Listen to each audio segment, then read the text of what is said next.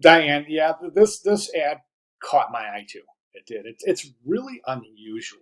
It is. I'm just on the fence about this. It's definitely an attention grabber. There's no question there. But I think there's a lot of things here that are creating some visual stress, and I think that might be one of the techniques that the designer employed here as a way to keep the viewer's eye in the ad. And there's no doubt that one of the intent, in my mind anyways, there's no doubt that this designer was intent on keeping the viewer's eye within these four walls as long as possible. I think ergo we have the center alignment. I think that's why we have this kind of ping pong match going on right here between the yellows, and I think that's why we have this kind of assorted uh, uh, black face sans serif, really super bold, adding a lot of weight to the bottom.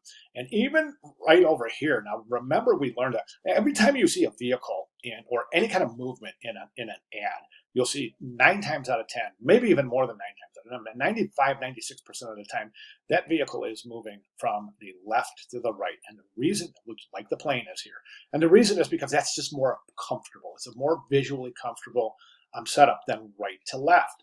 That goes to Gestalt and some psychological things that we won't get into, but that gets into psychology. Left to right is more comfortable than right to left, right? When right to left indicates movement, I think more comfortably, but here this truck is going. I'm sorry, I meant left to right, but this truck is going right to left, which to me indicates that the designer wants this truck to stop. It doesn't. They don't want to mistake this truck for being in movement. It is stopped. It is stationary.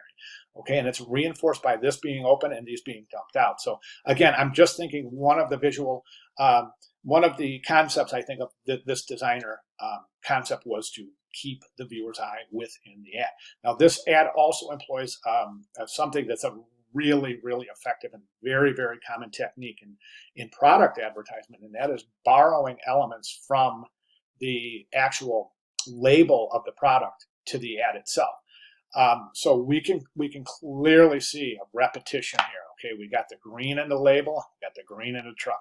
We got the sun, we've got the sun up here. We got the yellow color here, we've got the yellow for the truck. We've got the sans serif black face, extra bold right here. We got the same thing right here. We've got the variation of a thick sans serif bold to a thinner sans serif bold. We see that right here. So it's really a neat trick and one that I would recommend that you remember for your design, applying to your upcoming design career, because it's a really fantastic and useful technique. At any rate, so yeah, so your writing here is spot on. I think it's great. Okay, repetition. I see this color. Yep, you got everything I just mentioned. You got right. Okay, so and missed the actual product. The flow might have been better working reverse with the copy. And you know what? This is fantastic right here. And the reason I say this is fantastic is because, listen, I'm going to tell you something. As an instructor, and I've been teaching higher education design classes for over 10 years now. And Diane, I got to tell you something. One of the things that I really find fascinating is the fact that as an educator, I learn about the way you're learning based on what you're writing. Quite often, I learn as much about how you're learning through your writing as I learn through your design work. And I think this is fantastic because this is pointing in a really good direction. And that is, you're saying right here, you're following things. You're saying, okay, I have some ideas on how to improve this. And that's excellent. And that's a logical progression. We go from looking at ads to kind of dissecting them, to identifying principles, to understanding applications of those principles and concept development, to, okay, I think based on my knowledge of principles, we can make this better by emphasizing this, changing this, moving this, etc., etc.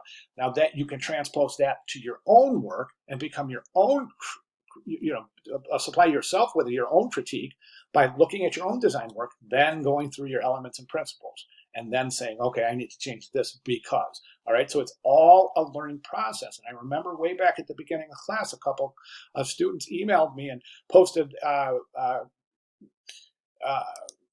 comments and discussions about, how the heck do we remember all of this? And remember, I said, just keep at it, keep at it, keep at it. It's going to become muscle memory. And this is a perfect testimonial to exactly that right here, because you're picking things out and based on repetition. And I'm just really super pleased for you to say, hey, I think I can make this better. So that's fantastic. Okay. All right, that's all. That's really all I have, Diane. I think you did such a great job. I can't really think of any questions to ask. You covered just about everything. So, that said, I would like to thank you very much. This is a great post, good ad. I really want to thank you for the class, and I want to thank you for being such an integral part of the class. I think we were very successful as a group. We moved together in a nice, consistent forward progress, and everybody was looking out for each other in terms of supplying good comments in discussion boards and project, etc. So thank you very much. Really, you're a good student. I enjoyed having you in class. I just want to remind you to take that review, that survey, and I'm just going to open this up real quick because I want to show you where it's at. I'm going to open that guy real quick, and it's in the course announcements. So I just wanted to open this to show you how slow my computer is. Holy cow, you see that? Okay, here it is right here. Here's the course announcements, right here. Welcome to week 8.